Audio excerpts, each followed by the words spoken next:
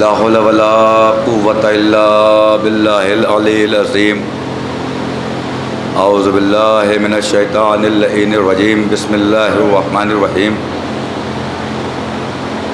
الحمد للہ رب العالمین، الصلاۃ والسلام علی اشرف الانبیاء والمرسلین، خیر المبشرین والمنذرین، المخاطب بطٰہٰ والیاسین، النبی المؤید والرسول المصدد بالقاسم محمد۔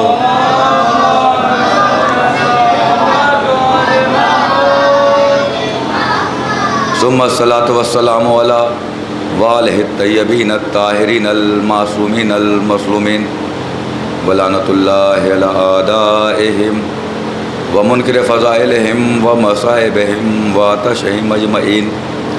اما بعد فقط قال اللہ تبارک و تعالی فی کتابہ الحکیم وفرقانہ الحمید وقولہ الحق۔ بسم اللہ الرحمن الرحیم۔ ان الدین عند اللہ الاسلام۔ صلوات بھیجے محمد والا۔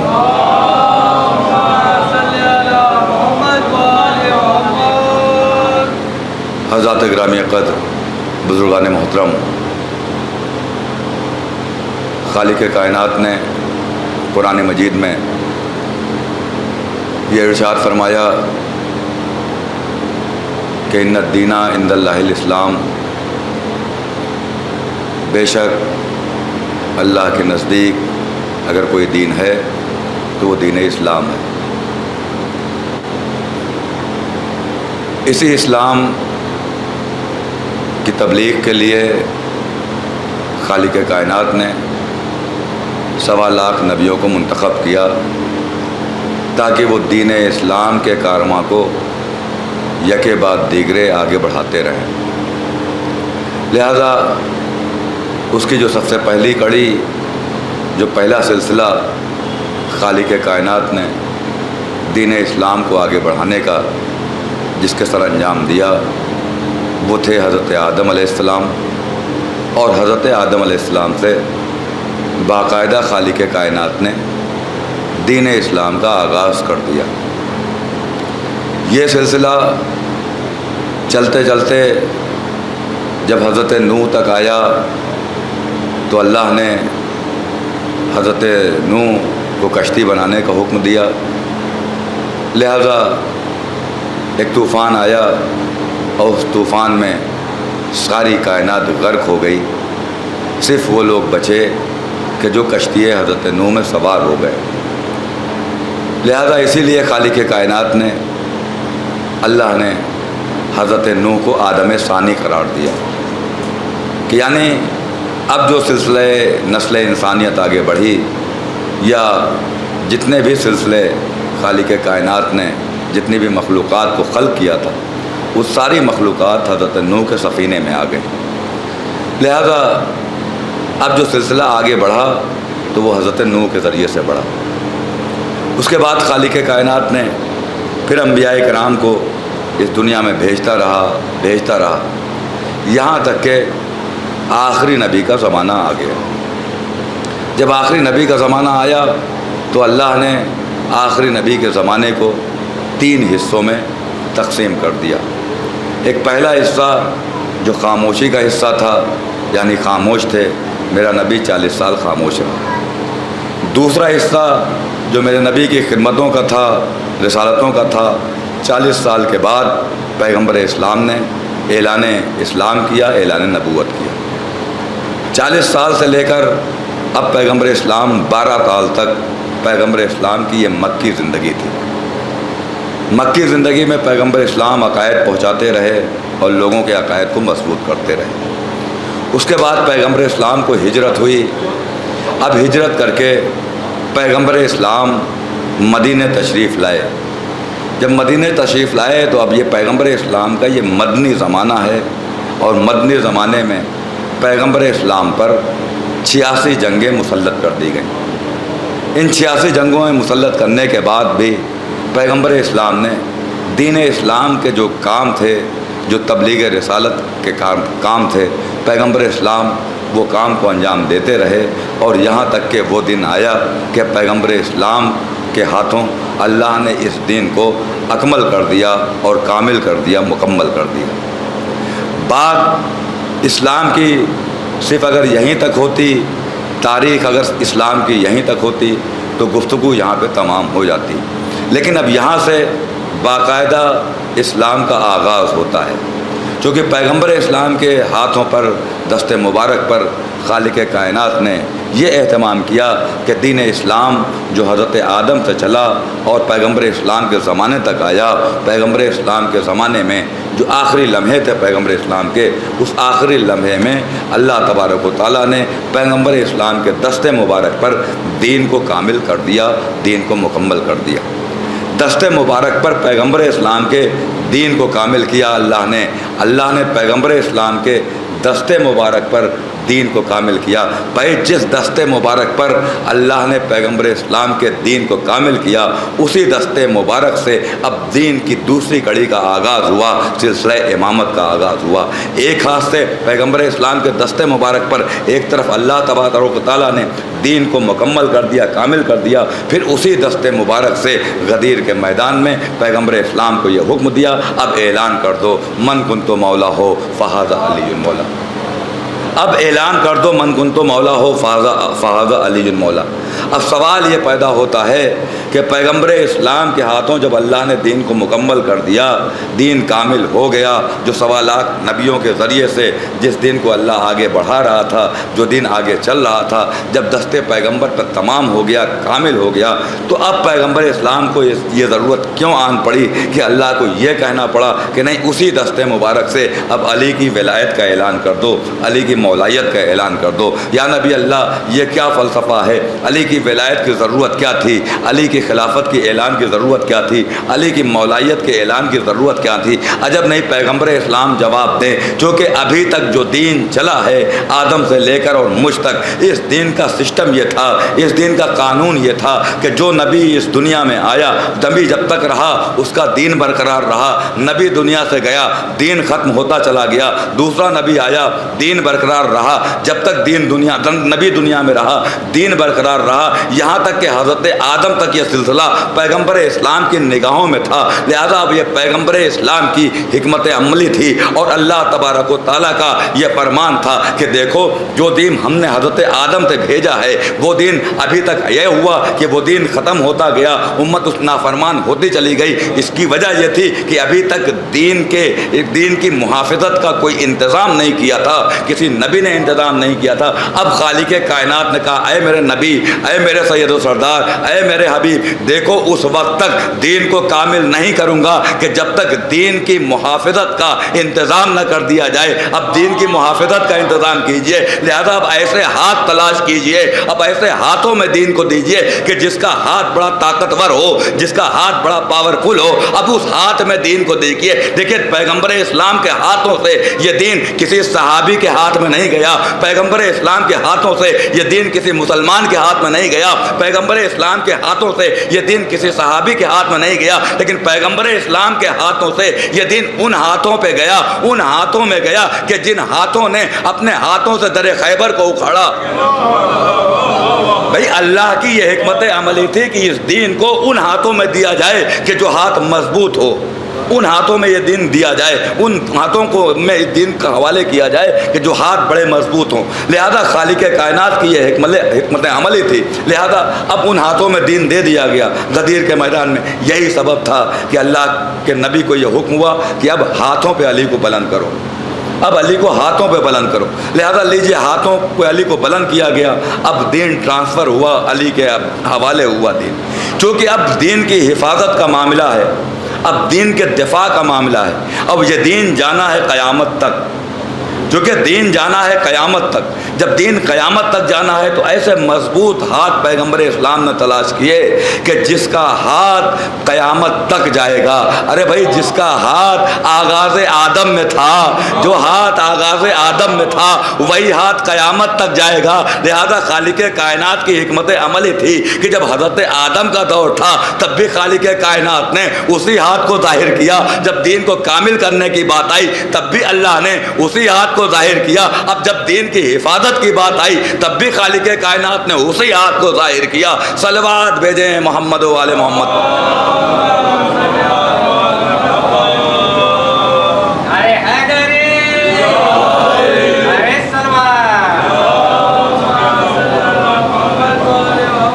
سوال یہ پیدا ہوتا ہے کہ جن ہاتھوں میں پیغمبر اسلام نے اس دین کو دیا، جن ہاتھوں میں پیغمبر اسلام نے اس دین کو دیا، اب وہ ہاتھ اس دین کو کہاں تک لے کے جاتا ہے؟ سوال یہ پیدا ہوتا ہے چونکہ پیغمبر اسلام کا یہ دین جانا ہے قیامت تک. جب قیامت تک جانا ہے تو ظاہر سی بات ہے ایسا ہاتھ تلاش کیا جائے کہ جو ہاتھ قیامت تک جائے. تو لہذا پیغمبر اسلام نے ایسا ہاتھ تلاش کر لیا کہ جس ہاتھ کی رسائی قیامت تک ہے، جس ہاتھ کی رسائی قیامت تک ہے. اچھا جب ہاتھوں کا تذکرہ آیا تو اب یہاں پر ایک جملہ، چونکہ یہ جلوس کی مجلس ہے اور ویسے بھی تاخیر ہو گئی ہے لہذا اب میں بہت طولانی گفتگو تو نہیں کرنی ہے. لہذا جب ہاتھوں کا تذکرہ آیا تو دین ہاتھوں میں دیا جاتا ہے، دین ہمیشہ ہاتھوں میں دیا جاتا ہے اور مضبوط ہاتھ تلاش کیے جاتے ہیں، مضبوط ہاتھ تلاش کیے جاتے ہیں.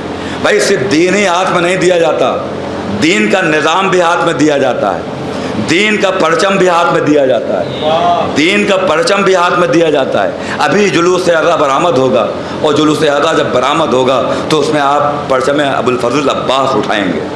اور یہ اعتراض ہوتا ہے ہم پہ کہ کب تک، یہ کیا ضرورت ہے یہ پرچم اٹھانے کی، کیا ضرورت ہے یہ علم اٹھانے کی، یہ علم اٹھانے کا فائدہ کیا ہے، علم کیوں اٹھایا جاتا ہے؟ یاد رہے کہ علم ہم یوں ہی نہیں اٹھاتے، پرچم ابوالفضل عباس ہم یوں ہی نہیں اٹھاتے، کیونکہ اللہ نے یہ وعدہ کیا تھا اپنے نبی سے کہ دین کو مضبوط ہاتھوں میں دو، دین کو مضبوط ہاتھوں میں دو، دین کا پرچم، دین کا علم مضبوط ہاتھوں میں دو، دین کے علم کو بھی مضبوط ہاتھوں میں دو. تو بھائی غازی عباس کا پرچم ہم کیوں بلند کرتے ہیں، کیوں اٹھاتے ہیں؟ کیا ضرورت ہے پرچم عباس اٹھانے کی؟ کیا ضرورت آن پڑی پرچم عباس اٹھانے کی؟ بھائی دیکھو پرچم اٹھانے کی ضرورت نہیں ہے، بھائی زمانہ یہی سمجھ رہا ہے کہ پرچم اٹھانے کی ضرورت نہیں، پرچم اٹھانے کی ضرورت نہیں. پرچم کیوں اٹھایا جا رہا ہے؟ بھائی سمجھ میں اس لیے نہیں آ رہا ہے چونکہ ابھی تک ہوا کیا، چونکہ دین پیغمبر اسلام نے مضبوط ہاتھوں میں دیا ہے اور اس مضبوط ہاتھوں میں دیا ہے، اسی مضبوط ہاتھ میں پیغمبر اسلام نے دین کا پرچم بھی دیا ہے، دین کا پرچم بھی دیا ہے. اب آپ ایمانداری سے بتائیں، ابھی کچھ دنوں پہلے آپ کے یہاں الیکشن تھا، کچھ دنوں پہلے آپ کے یہاں الیکشن تھا. الیکشن کے بعد ہوا کیا؟ کیونکہ ایک پارٹی جیتی، ایک پارٹی ہاری، ایک جیتی ایک ہاری. اچھا جو جیتی اس نے کیا کیا، جو ہاری اس نے کیا کیا؟ کہا جو ہاری وہ تو اپنے گھروں میں بیٹھ گئی. کہا جو جیتی اس نے کیا کیا؟ کہا جو جیتی وہ اپنا اپنا پرچم لے کے میدان میں نکل آئی اپنی جیت کا اعلان کرنے کے لیے، اپنی جیت کا اعلان کرنے کے لیے، اپنی جیت کا اعلان کرنے کے لیے. بھائی فلسفہ واضح ہو گیا کہ پرچم اس کے اٹھائے جاتے ہیں جو جیتتا ہے. اب سمجھ میں آیا کہ امام حسین علی مقام نے یزیدیت کو کربلا کے میدان میں کتنا دفنا دیا تھا کہ 1400 سال کے بعد بھی آج یزید کا پرچم نہیں اٹھتا بلکہ حسین کا پرچم اٹھتا ہے. صلوات بھیجیں محمد و آل محمد. کہ آج 1400 سال کے بعد پوری دنیا کا آپ سروے کر لیجئے، کہیں یزید کا پرچم اٹھانے والا کوئی نہیں. جب بھی پرچم بلند ہوتا ہے، جب بھی پرچم اٹھایا جاتا ہے تو وہ حسینی پرچم اٹھایا جاتا ہے، وہ حسینی پرچم اٹھایا جاتا ہے. اب ہم سے یہ سوال ہوتا ہے کہ یہ روز پرچم کیوں اٹھایا جاتا ہے، ہر جلوس میں پرچم کیوں اٹھایا جاتا ہے؟ اچھا پرچم اٹھانا ہے تو گھر میں اٹھا لو، پرچم اٹھانا ہے تو گھر میں اٹھا لو، کمرے میں اٹھا لو، اذا خانوں میں اٹھا لو. یہ باہر نکلنے کی کیا ضرورت ہے؟ بھائی ہم بھی باہر نہ نکلتے، باہر نکلنا ہماری بھی مجبوری ہے، اس لیے ہم باہر نکلتے ہیں پرچم لے کے تاکہ زمانے پہ یہ آیا ہو جائے کہ حسین جیتا ہوا ہے، یزید ہارا ہوا ہے. یہ جو جلوس ادائے حسین امام حسین علی مقام نکالا جاتا ہے، یہ ایک پروٹیسٹ ہے، یہ ایک احتجاج ہے، یہ زمانے پہ احتجاج کیا جاتا ہے. آج بھی ہم زمانے پہ یہ عیاں کرتے ہوئے نکلتے ہیں کہ دیکھو نام حسین زندہ ہے، امام حسین علی مقام جیتے ہیں. ایک صلوات بھیجے محمد والے محمد.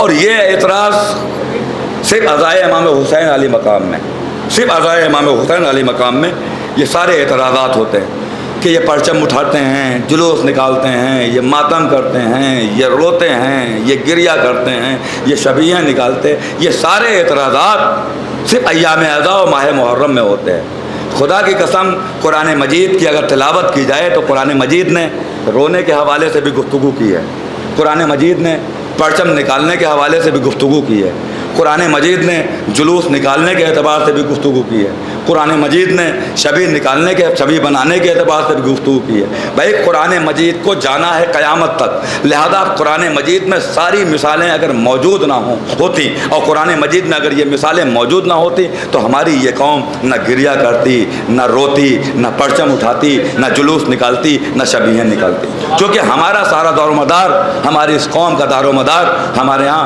قرآن مجید کے اوپر ہے، قرآن مجید کے نظریے کے حساب سے ہے، قرآن مجید کے منشا کے اعتبار سے ہے، قرآن مجید نے نشاندہی کی ہے۔ اب آپ پرچم کو دیکھیں گے یا رونے کو دیکھیں گے یا ماتم کو دیکھیں گے، پورے قرآن مجید میں آپ اٹھا کر دیکھیں 5 مقامات ایسے ہیں قرآن مجید میں جہاں اللہ نے رونے کا تذکرہ کیا، گریے کا تذکرہ کیا، رونے کا تذکرہ کیا کہ رو گریہ۔ بھائی کس کا ایک نشاندہی میں کر کے بات کو اپنی آگے بڑھا دوں۔ ایک منزل قرآن مجید میں ایسی ہے کہ جب ایک نبی اللہ کی زوجہ کو بشارت ہوئی کہ اللہ آپ کو ایک بیٹا عطا کرنے والا ہے۔ کون ہے وہ نبی اللہ؟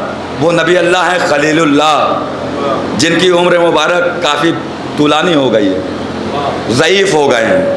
ان کی زوجہ جناب سارہ وہ بھی ضعیفہ ہو گئی ہیں، ضعیفہ ہو گئی ہیں۔ جناب ابراہیم ضعیف ہو گئے، اللہ نے فرشتے کو بھیجا، جاؤ جا کر پیغام دے دو کہ تمہارے ہاں ایک بیٹا آنے والا ہے، ایک بیٹا والا آنے والا ہے۔ بھائی دیکھیں ابراہیم تھے اللہ کے نبی، حجت خدا تھے، حضرت ابراہیم کو جب یہ خبر ہوئی تو وہ تو خوش ہو گئے۔ جناب سارہ تک جب یہ خبر آئی، بھائی دیکھیے وہ بھی بادشاہوں کے خاندان کی تھیں، بھائی ان کی نسل سے بھی نبوتیں چلی ہیں، لیکن جناب سارہ کے لیے اب قرآن مجید نے اس کا تذکرہ کیا ہے۔ جیسے ہی یہ خبر ہوئی کہ ایک بیٹا اللہ دینے والا ہے، ویسے ہی جناب سارہ زاروں قطار رونے لگی، اور صرف روئی نہیں بلکہ اپنے زانوؤں پر ہاتھ مار کے ماتم کرنا شروع کیا، ماتم کرنا شروع کیا۔ اب آپ پوچھئے تاریخ اسلام سے، تاریخ انبیاء سے کہ جناب سارہ کو تو اللہ نے خوشخبری دی تھی کہ آپ کو ایک بیٹا عطا ہو رہا ہے، روئی کیوں جناب سارہ؟ تو تاریخ انبیاء متفق ہے اس بات پر، رونے کا سبب یہ تھا چونکہ ضعیفی کے عالم میں ایک بیٹے کی بشارت ہوئی تھی، کیونکہ وہ خود ضعیفہ ہو گئی تھی، ان کا شوہر وہ بھی ضعیف ہو گیا تھا، لہذا انہیں اس بات کا صدمہ تھا کہ ایک ضعیفی میں اگر بیٹا پیدا ہوگا تو زمانے والے کیا کہیں گے۔ تو اب ان کی آنکھوں سے زاروں قطار آنسو نکلے، اور پھر انہوں نے اپنے زانوؤں کو پیٹنا شروع کیا، یعنی ماتم کرنا شروع کیا۔ لیجئے ایک سنت قرآن مجید میں یہ بھی قائم ہو گئی، بھائی ایک نبی اللہ اگر دنیا میں آ جائے، اگر تب تو ماتم جائز ہو جاتا ہے، تب تو رونا جائز ہو جاتا ہے، اگر ایک نبی اللہ کا بیٹا اس دنیا سے چلا جائے تو رونا بدعت کہاں سے ہو جاتا ہے؟ صلوات بھیجیں محمد و آل محمد۔ بھائی ایک نبی اللہ دنیا میں آ رہا ہے، اس کی ولادت کی خبر دی جا رہی ہے، ولادت کے موقع پر رونا اور پھر ماتم کرنا، رونا اور ماتم کرنا۔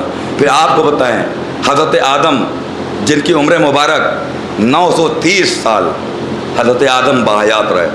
آپ حضرت آدم کی تاریخ اٹھا کر دیکھیں، یہ اعتراض کہ کیوں روتے ہیں، کیوں روتے ہیں۔ 930 سال حضرت آدم اس دنیا میں باحیات رہے، 930 سالوں میں تقریباً 200 سال حضرت آدم گریہ کرتے رہے، گریہ کرتے رہے، روتے رہے۔ حضرت آدم گریہ کرتے رہے، روتے رہے۔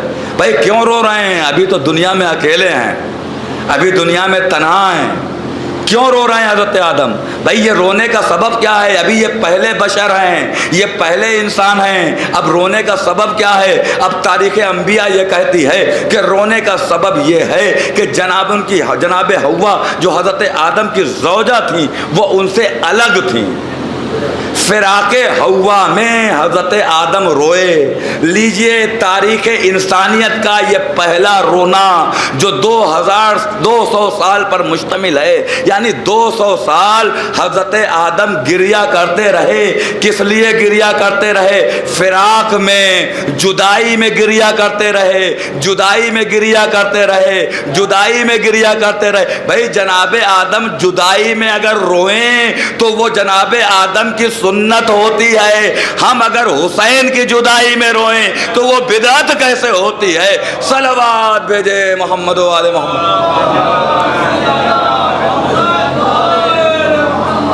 تو یہ آدم کا رونا ہے کہ جناب آدم فراق ہوا میں حضرت آدم گریا کرتے رہے، روتے رہے۔ کسی تاریخ نے یہ نہیں لکھا کہ نہیں حضرت آدم نے بدعت کیا۔ یہ بدعت نہیں، یہ فراق تھا، یہ جدائی تھی۔ جدائی میں حضرت آدم روئے، اس لیے حضرت آدم جب جدائی میں روئے تو ان کا رونا قرآن مجید نے نقل کیا۔ کیوں روئے؟ جدائی میں روئے۔ بھائی جدائی میں رونا اگر جائز ہے تو ہم سے بھی امام حسین علی مقام جدا ہو گئے، اس لیے ہم امام حسین علی مقام کے غم میں روتے ہیں۔ اور اصل رونے کا تو جہاں تک رونے کا تعلق ہے تو رونا یاد رکھے کہ بھائی روتے ہم ہیں، افسوس آپ کو ہوتا ہے۔ رو ہم رہے ہیں، آنکھوں سے ہمارے آنسو نکلتے ہیں، ماتم ہم کر رہے ہیں، سینوں کو ہم اپنے پیٹ رہے ہیں، تکلیف آپ کو ہوتی ہے۔ بھائی یاد رہے کہ ہمیشہ دیکھیے ظالموں کو، جو دشمن حسین ہیں یا دشمن اہل بیت ہیں، دشمن اسلام ہیں، جو ظالمین ہیں، ان کو ہمیشہ پرابلم کس بات پہ رہی؟ پرابلم ہمیشہ اس بات پہ رہی کہ دیکھو یہ رونے والے جو روئیں گے تو ان کے رونے سے ایک سوال یہ پیدا ہوگا کہ یہ کیوں رو رہے ہیں۔ رونے سے ایک سوال یہ پیدا ہوگا یہ کیوں رو رہے ہیں۔ جہاں کیوں کا سوال پیدا ہوا سبب بتایا جائے گا کہ اس لیے رو رہے ہیں۔ تو بھائی اس لیے رو رہے تو پھر کس نے مارا؟ کس نے مارا؟ پھر یہ سوال ہوگا۔ جب یہ سوال ہوگا کس نے مارا تب سارے لوگوں کی پول کھلنا شروع ہو جائے گی۔ اب سمجھ میں آیا کہ امام حسین علی مقام پہ رونے کے لیے یا ماتم کے لیے پابندیاں عائد کیوں کی جاتی ہیں۔ اس لیے پابندیاں عائد کی جاتی ہیں کہ اگر ان کے رونے والوں سے سوال کیا جائے گا تو یہ جواب دیں گے کہ انہوں نے مارا تو کیوں مارا، کیسے مارا، کس وجہ سے مارا۔ جب یہ بتایا جائے گا تو ان کے چہرے بے نقاب ہو جائیں گے، یعنی ظالمین بے نقاب ہو جائیں گے۔ جب ظالمین بے نقاب ہو جائیں گے تو ان کے کیے پہ جو پردہ یہ ڈال رہے ہیں وہ پردہ ڈال نہیں پائیں گے۔ تو ایک سوال یہ سمجھ میں آ گیا کہ نام حسین کے رونے سے نقصان صرف ان لوگوں کو ہے، پرابلم صرف ان لوگوں سے ہے کہ جو لوگ جن کے آباء و اجداد امام حسین علی مقام کے قتل میں شامل تھے، جن کی نسلیں امام حسین علی مقام پہ ظلم کرنے میں شامل تھیں، انہیں اعتراض ہے کہ ہاں کیوں رویا جائے۔ ورنہ رونا تو خالق کائنات نے فطرت بنایا ہے، انسان کی فطرت ہے رونا۔ اور یہ جلوس کہتے ہیں، جلوس کیوں نکالتے ہیں؟ کیوں نکالا جاتا ہے جلوس نہیں نکالنا چاہیے، معاذ اللہ بدعت ہے۔ حج کے موقع پر آئیے آپ کو ایک منظر ہم پیش کر دیں، اپنی گفتگو کو ہم تمام کریں، شاید انجمنیں آ گئی ہیں۔ حج کے موقع پر ایک منظر کہ جب آپ حج پہ جاتے ہیں حاجی تو وہاں پر خانہ کعبہ کا جب طواف کرتا ہے، کیا تنہا کرتا ہے؟ خانہ کعبہ کا جب طواف کرتا ہے حاجی کیا تنہا کرتا ہے؟ ایک جلوس کی شکل میں کرتا ہے، ایک جلوس کی شکل میں۔ اس کے بعد جب صفا و مروہ کی صحیح کرتا ہے تب بھی جلوس کی شکل میں جاتا ہے، جلوس کی شکل میں جاتا ہے۔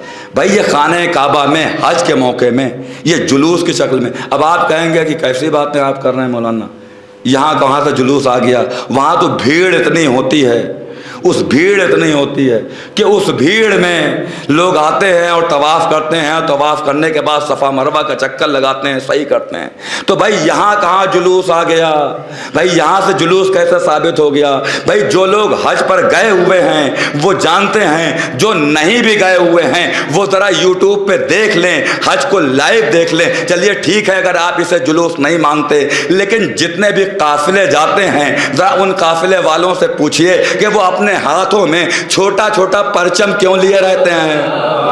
قافلے والے اپنے ہاتھوں میں چھوٹا چھوٹا پرچم کیوں لیے رہتے ہیں؟ بھائی پرچم تو جلوس نکالنے کی علامت ہے، پرچم تو جلوس نکالنے کی علامت ہے۔ بھیا اللہ نے پابند کر دیا ہے، حج کے موقع پر بھی اگر آؤ گے تو ایک پرچم لے کے نکلنا پڑے گا، جلوس کی شکل میں نکلنا پڑے گا۔ بھیا جب حج کے موقع پر جلوس نکالنا، پرچم نکالنا بدعت نہیں ہے تو نام حسین پر اگر پرچم نکالا جائے، جلوس نکالا جائے تو بدعت و شرک کیسے ہو سکتا ہے؟ صلوات بھیجے محمد و آل محمد۔ جب حج کے موقع پہ وہاں آپ دیکھیں تمام قافلے والوں کو، تمام قافلے والے اپنا اپنا ایک پرچم لیے ہوئے ہیں، اپنا اپنا ایک پرچم لیے ہوئے ہیں۔ اب آپ ان سے سوال کی یہ پرچم کیوں ہے، کیوں لیے ہوئے ہیں پرچم؟ کہا کہ معاملہ دراصل یہ ہے کہ اتنا رش ہوتا ہے، اتنی بھیڑ ہوتی ہے، اس بھیڑ میں ہم چھوٹے چھوٹے قافلے والے ہوتے ہیں، اس بھیڑ میں بھٹک جائیں گے، بھٹک جائیں گے، ہم گمراہ ہو جائیں گے، بھٹک جائیں گے، گمراہ ہو جائیں گے۔ تو بھائی کیسے راہ راست پہ آئیں گے؟ کہا راہ راست پہ لانے کے لیے ہم نے پرچم بنا لیا ہے، راہ راست پہ لانے کے لیے ہم نے پرچم بنا لیا ہے۔ بھائی حج کے موقع پر وہ اللہ کا حج ہے، واجب رکن ہے، اللہ کا گھر ہدایت کرنے والا موجود ہے، اللہ کے گھر کی موجودگی میں بھی ہدایت کے لیے، رہنمائی کے لیے، راستہ دکھانے کے لیے آپ کو ایک پرچم کی ضرورت پڑی نا، ایک پرچم کی ضرورت پڑی۔ بھائی اب ہم سے سب اعتراض نہ کرنا ہم پہ کہ ہم پرچم عباس کیوں نکالتے ہیں۔ یہ پرچم عباس اس لیے نکالتے ہیں تاکہ یہ ہمیں ہدایت کرتا رہے، ہماری رہنمائی کرتا رہے۔ صلوات بھیجیں محمد و آل محمد۔ یہ پرچم عباس یہ ہماری ہدایت کرتا ہے، یہ ہماری رہنمائی کرتا ہے، یہ ہمارا رہنما ہے، یہ ہمیں راستہ دکھاتا ہے، یہ راستہ دکھانے والا ہے۔ اس لیے کہ ہمارے ہاں دستور ہے کہ ہمارا جلوس یہ پرچم کے پیچھے رہتا ہے۔ آج بھی ہم علم عباس آگے رہتا ہے۔ اس کی دلیل یہ ہے کہ چونکہ علم عباس یہ راستہ دکھانے والی چیز ہے، یہ راستہ ہدایت کرنے والی چیز ہے، اس لیے ہم آگے رکھتے ہیں، جلوس کو پیچھے رکھتے ہیں تاکہ وہ پرچم ہماری رہنمائی کر سکے، ہمیں راستہ دکھا سکے۔ ہاں ارباب عزا، چونکہ یہ مجلس ہے، جلوس کی مجلس ہے اور کافی تاخیر بھی ہو چکی ہے۔ آج 13 محرم کی تاریخ بڑی قیامت کی تاریخ ہے۔